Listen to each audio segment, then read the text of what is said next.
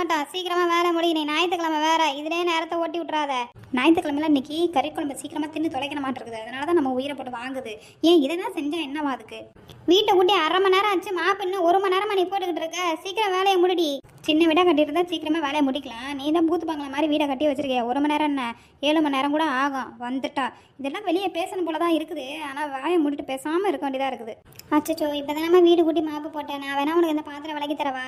என்ன எங்கிட்ட போய் மண்டையை கண்டா இடிச்சிட்டு வந்துருச்சா? என்ன ஞான உதயம் பிறந்த மாதிரி இன்னைக்கு வந்து நான் வேலை பார்க்குறேன்னு சொல்லுது. சரி, இந்த வேலையெல்லாம் முடிச்சிருக்கேன். நான் போய் சமையலுக்கு என்னன்னு போய் பார்க்குறேன். ஏன் நீ போய் பெட்டில் படுத்துக்க, ஏன் நானே எல்லா வேலையும் பார்த்து வைக்கிறேன். சும்மா சொல்லி பார்த்ததுக்கு என்ன வேலை வாங்குறியா நீனு? இந்த அதிகாரம்லாம் ஏன்ட்ட பண்ணுற வேலை வச்சுக்கத. ஒழுங்கா சீக்கிரமா வேலையை முடிச்சுட்டு வா. நானும் முட்டிச்சிடலாம் தான் பார்க்குறேன், முட்டிய மாட்டேங்குது என்னால.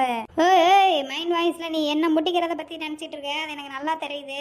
போட்டி என் மேலே இருக்க கோபத்தில் வீட்டை இடிச்சு கண்ட கூடாத. என்ன வேகமாக ஆட்டுறா பாரு அந்த ஒட்டடை குச்சியை. மெதுவாக இது பண்ணி தொலை, என் மேலெல்லாம் சிந்துது.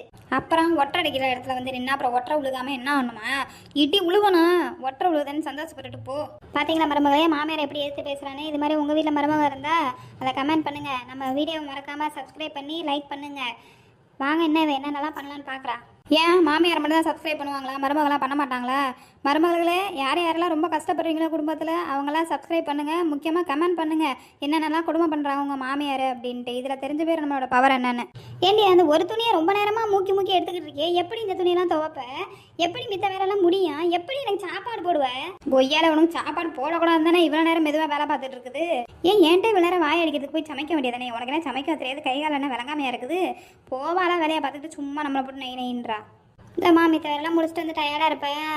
அத்தை கொஞ்சம் லிஸ்ட்டு தான் ரெடி பண்ணி வச்சுருக்கேன், இந்த லிஸ்ட்டில் இருக்கிறத மட்டும் சமைச்சா போதுமா? சொந்தக்காரன் எவனை வரானா? இன்னும் லிஸ்ட்டு இத்த தண்டிக்கா